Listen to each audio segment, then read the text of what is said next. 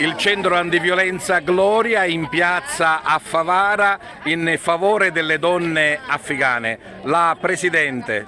Sì, oggi siamo qui per la seconda volta, siamo scesi in piazza perché l'associazione Rawa, che è l'associazione rivoluzionaria che si trova in Afghanistan a favore appunto delle donne afghane, ha lanciato un appello a livello mondiale.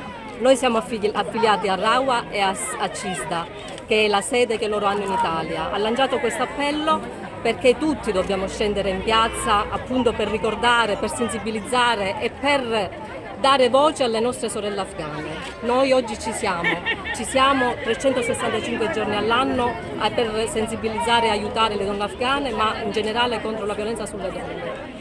Il nostro stand oggi si è dipinto di blu, il blu perché rappresenta appunto il drappo che nasconde le donne afghane.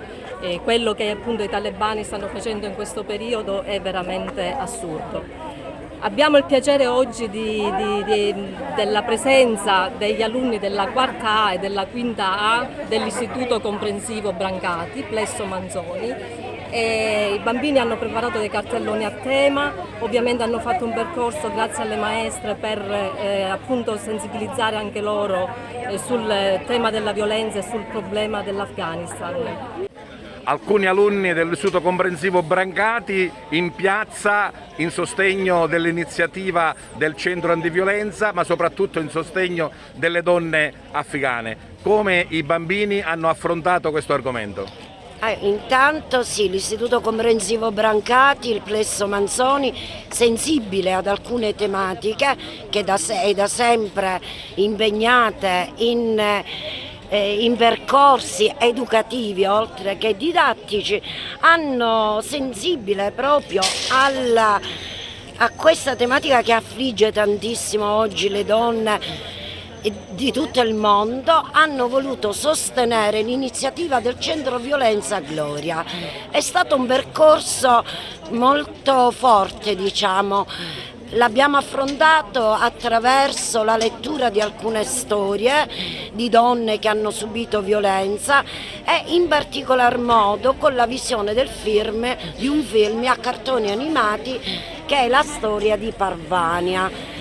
Hanno risposto molto bene, tant'è che si sono cimentati anche nel fare dei cartelloni a testimonianza della loro sensibilità, non solo dei bambini devo dire e dei docenti, ma anche, come tu puoi vedere, di tutte le mamme e dei nostri alunni.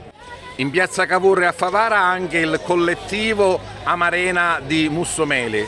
Quando e perché nasce? Allora, il collettivo femminista Amarena è nato nel 2020 in seguito a un duplice femminicidio a Mussomeli, occorso a Mussomeli.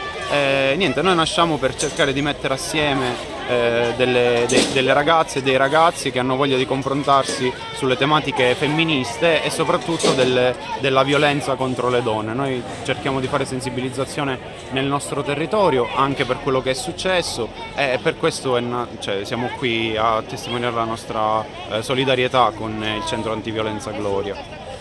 In favore delle donne afghane. Sì, infatti siamo molto contenti di aver preso parte a questa iniziativa in favore delle donne afghane e di iniziare comunque una collaborazione che speriamo vada avanti nel tempo con il centro antiviolenza Gloria.